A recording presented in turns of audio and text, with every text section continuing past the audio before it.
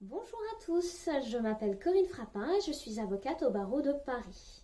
Je vous propose de découvrir chaque semaine une thématique juridique différente relevant de mon domaine d'expertise, l'immobilier. Cette semaine, je souhaite parler de la rémunération de l'agent immobilier. L'article 6 de la loi du 2 janvier 1972, qu'on appelle la loi Hoguet, prévoit que l'agent immobilier est rémunéré lorsque la vente est définitivement conclue par acte authentique, c'est-à-dire devant notaire. Toutefois, cette même loi nous indique que lorsque le mandat de vente, l'acte qui est conclu entre l'agent immobilier et le vendeur, lorsque ce mandat de vente comporte une clause d'exclusivité, une clause pénale ou une clause en vertu de laquelle les honoraires sont dus par le mandant, même si la vente se fait sans son intervention, la clause doit recevoir application. Lorsque la promesse de vente, c'est-à-dire l'acte par lequel vendeur et acheteur se sont mis d'accord sur un prix, prévoit une condition suspensive ou une clause de dédit, à ce moment-là, la rémunération de l'agent immobilier n'est pas due tant que la condition suspensive n'a pas été levée ou tant que la clause de dédit subsiste. Je prends un instant pour expliquer ces deux notions. La condition suspensive, c'est l'événement futur qui interviendra ou non et en fonction duquel la vente pourra se faire ou pas. Typiquement, une condition suspensive de prêt. Si le financement sollicité par l'acquéreur est obtenu, il achète. S'il n'obtient pas son financement, il n'achète pas. La clause de dédit, c'est la clause en vertu de laquelle l'acquéreur va indiquer qu'il envisage d'acquérir, mais que s'il n'acquiert pas, à ce moment-là, il versera une somme au vendeur pour le dédommager.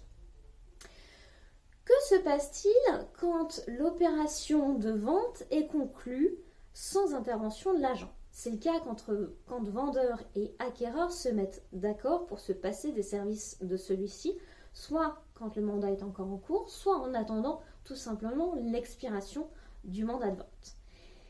Dans ce cas-là, l'agent immobilier a droit à sa commission puisque c'est grâce à son entremise que l'opération a pu effectivement se conclure et ce n'est que par la suite d'une collusion entre vendeur et acquéreur qui n'a pas participé à la signature de l'acte authentique. Si le vendeur avait confié son bien à plusieurs agences immobilières et qu'il se trouve que plusieurs agences immobilières trouvent des acquéreurs différents, dans ce cas-là, le vendeur ne pourra bien évidemment conclure la vente qu'avec l'un des acquéreurs. L'acquéreur et l'agent immobilier évincé, en l'occurrence l'agent immobilier, n'aura pas le droit à sa rémunération puisque ce n'est pas par son intermédiaire que la vente s'est conclue. Maintenant, que se passe-t-il quand l'affaire n'est finalement pas conclue? En pareille hypothèse, l'agent immobilier n'a pas le droit à sa rémunération puisque l'acte authentique n'a pas pu être conclu du fait de la défaillance du vendeur ou de l'acheteur. C'est le cas quand le vendeur finalement renonce à vendre ou quand l'acheteur finalement renonce à acheter alors que pourtant il avait obtenu le prêt qu'il souhaitait ou qu'il s'était engagé à acheter cash. Dans ce cas-là, l'agent immobilier n'a pas le droit à une rémunération, mais il a le droit à des dommages et intérêts qui peuvent être équivalents au montant de la commission d'agence.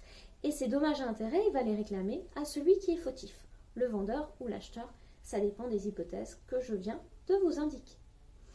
Si cette vidéo vous a plu, n'hésitez pas à la commenter, à la liker, à la partager, ça me fera très plaisir. Pour toute question liée à l'immobilier, je suis joignable à mon cabinet. Je vous remercie de votre attention et je vous dis à la semaine prochaine sur une toute autre thématique.